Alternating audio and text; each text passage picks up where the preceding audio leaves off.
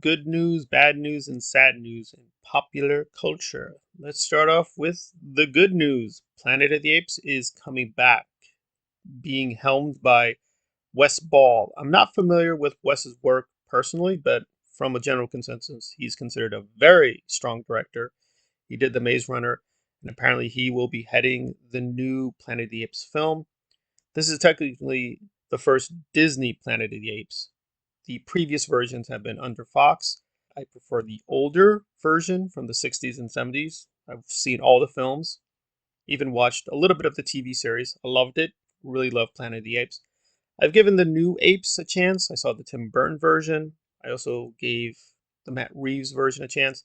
I think the Burton version is okay. It's very flawed, but it has a lot of great stuff in it. The costumes are amazing, some very good acting, but at the end of the day, the film felt a little disjointed to me. It does have an amazing ending. I would recommend it just to see the ending, but it's a bit of a slog to get there. The Matt Reeves film, I think, was respectable. I can see why people liked it, and it inspired a trilogy, but it just didn't work for me. I think the acting and the story was fine. James Franco never puts in bad work. I just didn't care for it. I prefer the classical stuff, but good luck to them. We know a little bit about the casting and who's producing it, but not many details on the plot. They've shared a little bit of the artwork.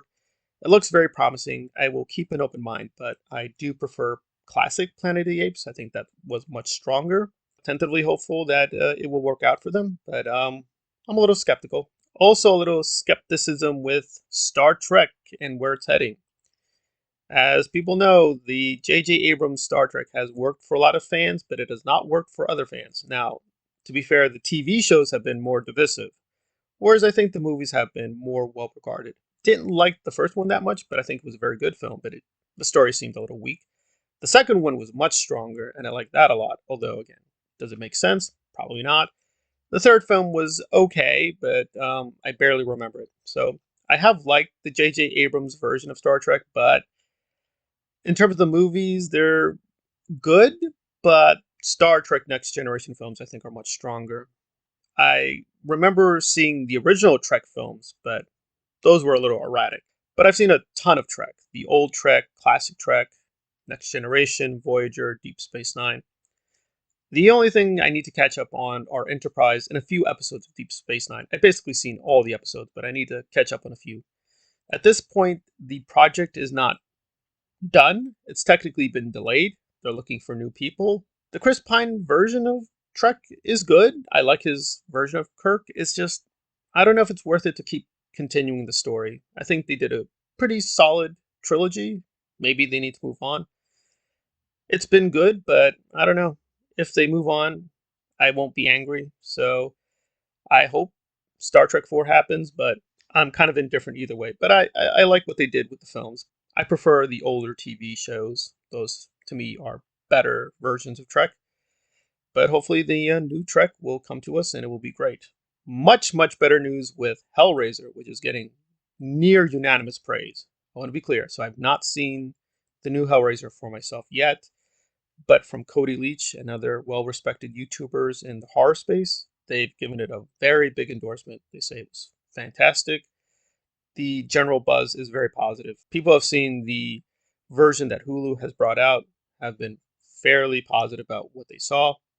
So it looks like very good news for Hellraiser. The designs don't work for me with the new Cenobites, but the plot looks interesting. It looks like they do have a very solid acting cast, and it looks amazing in terms of special effects. And even with a limited budget, it looks very serious. It looks like they are taking the mythology seriously and trying to do a good job as fans of Hellraiser themselves and something open to the new fandom. Very eager to see what they're going to do with Hellraiser. But finally, some sad news in popular culture with the passing of Coolio, a very prominent rapper from the 1990s. I loved Coolio's stuff. I listened to a huge amount of his music. I did not keep up with him in his later years, but I definitely know the early work very well. Very, very well. I loved it. I thought it was very good. Even though I grew up on the East Coast and still live on the East Coast of America, even at that time, there was a lot of division whether West Coast music, but I really liked Coolio. He seemed to be very different from other people. He didn't really do gangster rap. He had really his own style. A very interesting mix of new school and old school in his music. His biggest hit, of course, is Gangster Paradise. It was a monster hit. It was tied to the Michelle Pfeiffer film Dangerous Minds. I saw that film. It was actually a very good film, although they distorted a few things what happened in real life. But that's Hollywood. Very good song, but of course, probably today people know Coolio and Gangster's Paradise more through the Weird Al parody Amish Paradise, which is also a very good song and extremely funny.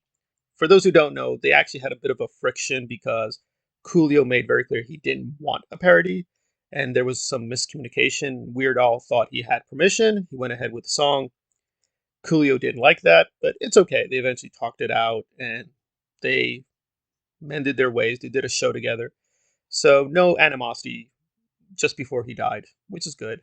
But yeah, you got to be honest. Probably Amish Paradise is a much bigger hit today than Gangster Paradise, but both incredible songs. It's a very interesting, innovative artist. He did a lot of interesting work. He also did a few Hollywood roles, but the theme of the video, yes, the classical stuff was much better. To me, he was a much stronger artist early on, but a very interesting man, very true, powerful musician in the deepest sense of the word. So please check out his music. Don't just look at the hits. He did a lot of interesting work all around. So very sad, but he will leave behind quite an interesting legacy. And there we are with the latest in popular culture, in horror, fantasy, and music.